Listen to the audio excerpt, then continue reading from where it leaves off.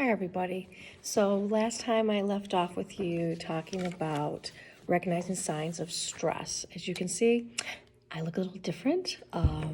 There was a stressful situation that occurred yesterday. So I went home last night to try to do more videos, and my internet crashed in my house. So therefore, we tried to call AT&T, and craziness happened. So therefore, my heart rate was up. I was feeling overwhelmed. In between waiting forever to talk to someone from AT&T, I was doing like sit-ups just so I can kind of like get in a better mindset. Of course, I was thinking negatively, then I was trying to think positive, and therefore my husband was trying to help me talk to the people on the phone. So I just said, forget it. I'm not going to video last night. So therefore, I'm fresh today. And fortunately, my son even helped me with some things, so that was a good thing. So stress happens in all forms. So moving forward, we're still on section 2 of chapter 3. Recognizing stress, signs of stress. There was that picture of the girl with her hand on her head, and that definitely was me last night. Stress can cause illness. So like you can have stomach aches, you can have a headache, you can have a hard time breathing, you may even have, heart palpitations. Trust me, that occurs. So a lot of things could happen to your body. You can also, your immune system shuts down a bit because of stress. So you might get sick. You may get the flu or, sneeze a lot or allergies. Your immune system will factor because of your stress level. So you also want to make sure that you're getting enough sleep, enough vitamins, good nutrition, and of course doing things that will help you eliminate or reduce your stress. So after that whole debacle last night with, the AT&T and our internet service going to like only 2%, I closed it up, went upstairs with my husband, and started watching some shows on TV. I think it was like, I don't know, America's Got Talent, maybe? I don't know, something like that. So I wasn't even thinking about school. I was just like, no phone, just chill with my husband. He was hugging me. He was just like, you got this, it's okay. So that was a good way to reduce the stress. And heart disease is a huge factor when it comes to stress. So you want to make sure that, you're taking care of yourself and your heart, especially if like high cholesterol runs in your family. You want to make sure you take care of your heart. So on page 64, I'm going to have you guys do just section questions 1 through 4 this time. Just like for section 1, you're going to do 1 through 4. All right, I'm going to make little notes of that for myself so I know what's going on. So when I put it into Schoology, you guys will be able to see that.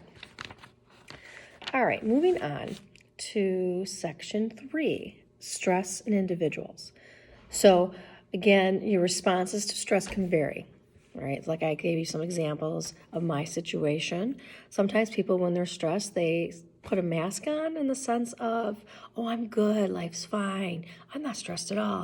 And they suppress it and they keep it down. And then all of a sudden, out of nowhere, they explode. That happens sometimes. So you want to make sure that you recognize the stress. Ask for help if needed. Don't ever be afraid to ask for help. This is help in sign language. Don't ever be afraid to ask for help. So asking for help is important. Taking a time out from that situation. Walk away from that stress. So you're moving on to page 66.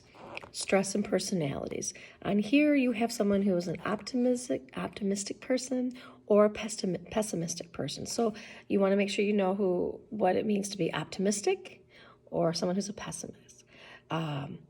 Those are two areas of your behavior, of your personality that, you can, like life half full, life half empty, that kind of person. So make sure you cover that part. Aiming for perfection. Now, being a perfectionist is extremely stressful. I mean, nobody's perfect. Nobody is perfect. So please remember that.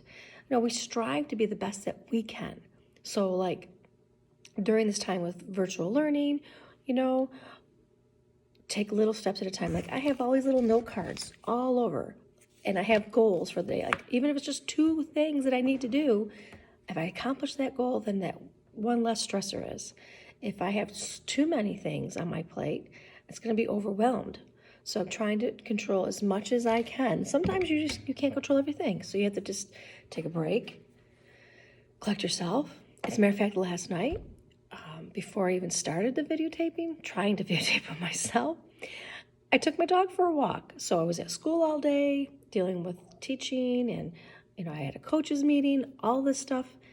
I went home, took the dog for a walk, and it relaxed me until the craziness of the internet happened. But that happens sometimes. That's life. But aiming to be perfectionist, you can never be perfect, all right? You can't. You can be good at things, but you can't be perfect. And you cannot make everybody happy. You have to understand that. But also, take pride in who you are as a person. Pat yourself on the back at times when you need to. It's really hard for us to do that because we don't want to be considered conceited or arrogant.